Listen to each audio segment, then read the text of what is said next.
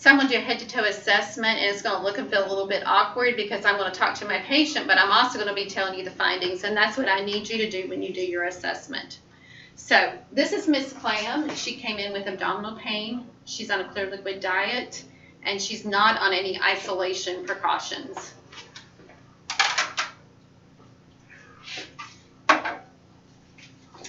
Hey, good morning, Miss Clam. My name is Kathy. I'm a student nurse. I'll be with you till about 3 p.m. today, okay? Before I get your morning medicines, I'm going to do an assessment. I'm going to listen to your heart and lungs, take your vital signs, ask you some questions. Does that sound okay? Yeah, that's fine. Okay. Raise your head up a little bit. Can I see your armband? I ask everybody this. I know you know your name and date of birth, but I ask everybody, what's your name and date of birth? Melissa Clam, 7/27/81. Okay. And again, I ask everybody this. Can you tell me what month it is? November. And what hospital are you in? University. Okay. I can tell that Miss Clam is awake, alert, and oriented ×3. She's in no acute distress. Her skin is warm and dry, and she's reclining in the bed. Miss Clam, how are you doing today? Okay, so my belly had started hurting yesterday morning, Okay. when I first woke up, and then it's just gradually been getting worse. So Okay. So does that pain come and go, or has it been constant? it does kind of come and go, yeah. Okay. So on a scale of 1 to 10, is 10 being the worst pain you've ever had, how bad is your pain right now? It's about 3, And how bad was it when you came into the hospital? about 5, or A 5. Okay. But it's never totally gone away? no, Okay. And where is it hurting? on that side right here. Okay. Does that pain radiate? No, it doesn't, it just stays there. Okay. What does it feel like? Kind of sharp pain, and it gets Okay. worse. Is there anything that makes it better or worse? It feels better when I'm just laying still. If I get up and move a lot, then it gets worse. Okay. All right. I'm going to go ahead and take your blood pressure.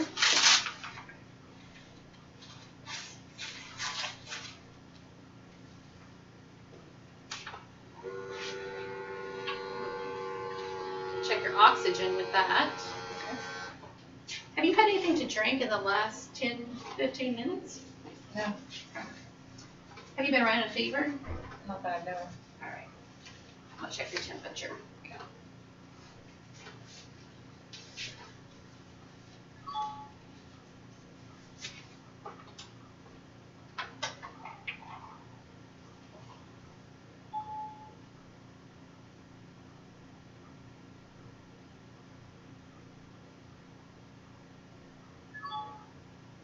Well, you don't have a fever right now.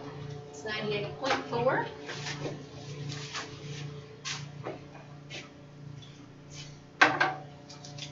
That's real important to write down your vital signs because you will not remember them later. Her sat is 99. Pulse is 79. And her blood pressure is 122/84. And her temperature is 98.4.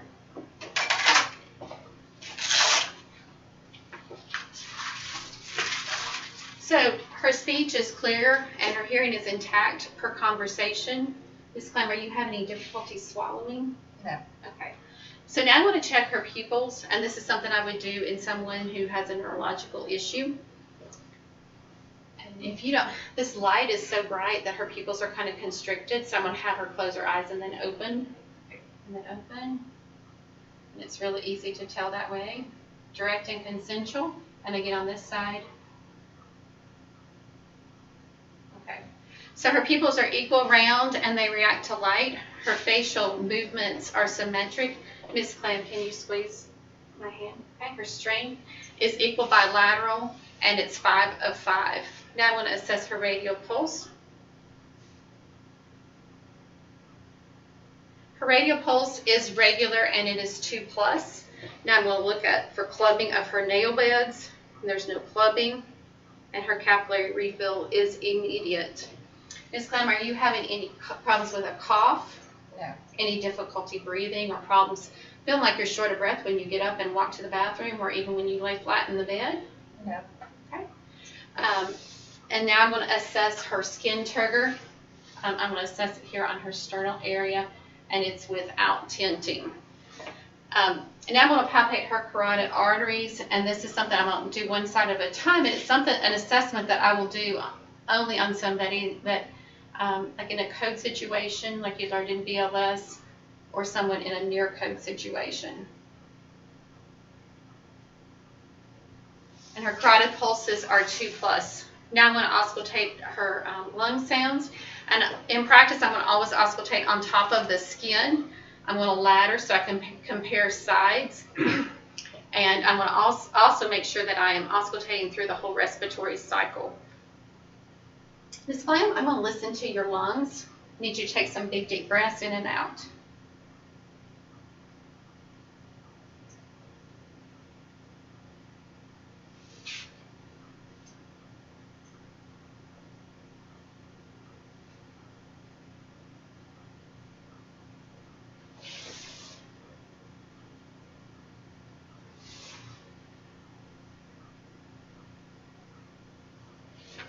Her anterior lateral lung sounds are clear to auscultation bilaterally.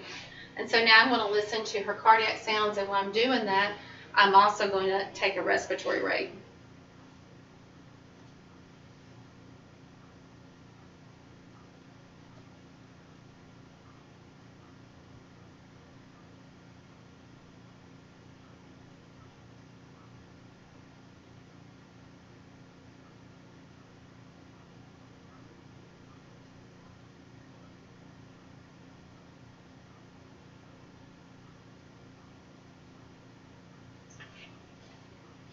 So her respiratory rate is 14.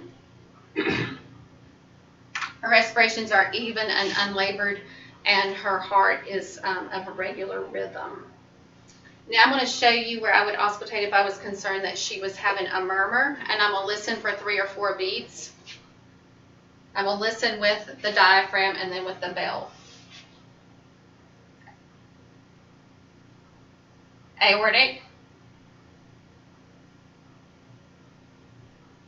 pulmonic,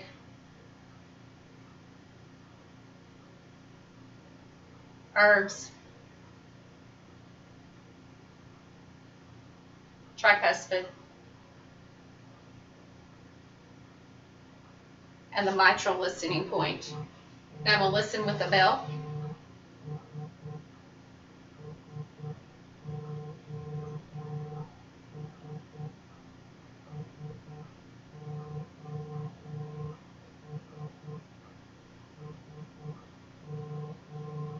Forgot the herbs point.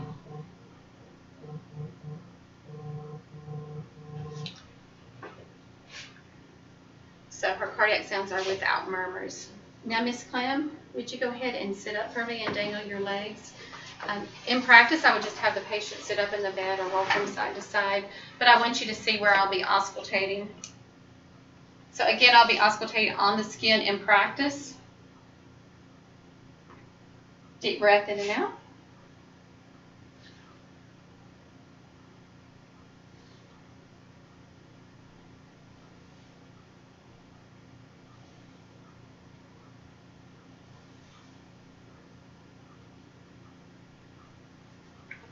So her posterior lung fields are clear to auscultation bilaterally. And now I'm going to go ahead and check her patellar reflex. And so I'm going to just use my stethoscope. And she has a risk for patellar reflex is 3+. Thank you, Miss Clem. You can go ahead and lay back down. Oh, so tell me, you've been drinking clear liquids, and you feel like you're getting enough clear liquids in? Are you having any nausea or vomiting with that? No.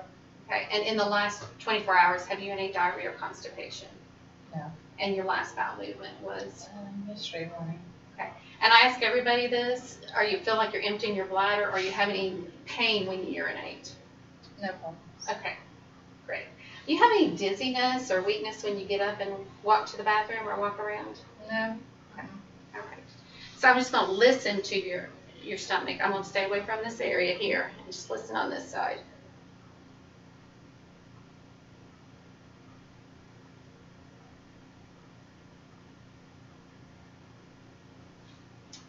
And she has normal active bowel tones. And now I'm just going to gently press on your stomach, Miss Clem. I'll start away from the side that's been bothering you. So tell me if you have any discomfort when I push. I'm not making jabbing motions. I'm just working my hand around her abdomen. Now I know this is the area. Is it hurting right here? Yeah, it's tender there. Tender. Is this tender right here too? Not that low. Just right here. Yeah. Okay. Now I'm gonna push just gently one more time, and you tell me, does it hurt more when I push in or let out? Okay. Push in. When I push in. Okay. And I'm gonna feel down here at your bladder area. You have any discomfort down there? No. Okay. Right. Do you mind pulling up your pant legs? So I'm going to carefully look at the skin of her lower extremities. I am looking to see if see the skin color, if there's any change in the skin color and what the temperature is, and I'm looking for lesions. And her skin is warm, and I'm going to look at each leg, and I'm going to feel the bottoms of the feet. I don't know if you can, the heel. We'll palpate the heel to make sure it's not soft, and it's not. And I'm going to do the same on this side. Okay. Looking at the bottoms of her feet and also the skin on the toes. Okay. And I can see that she doesn't have any lesions on her skin, and the skin tones are even. There's no discoloration, any darkening areas. Now I'm going to look at her lower legs, and I'm going to just look to see if they're symmetric. And they are symmetric, and I'm going to palpate and push down and assess for pretibial edema. And she does not have any edema. Now I'm going to palpate her pedal pulses. Her posterior tibialis is 2+ and easy to palpate here.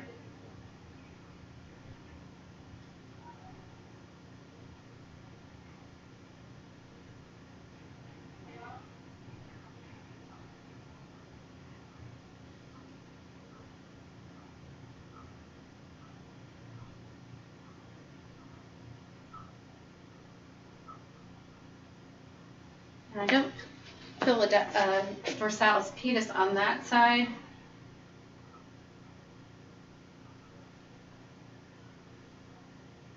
Posterior tibialis is 2+.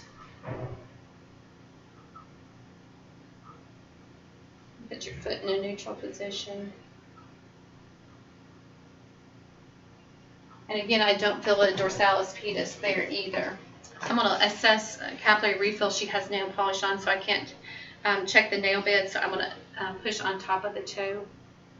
And capillary refill is immediate.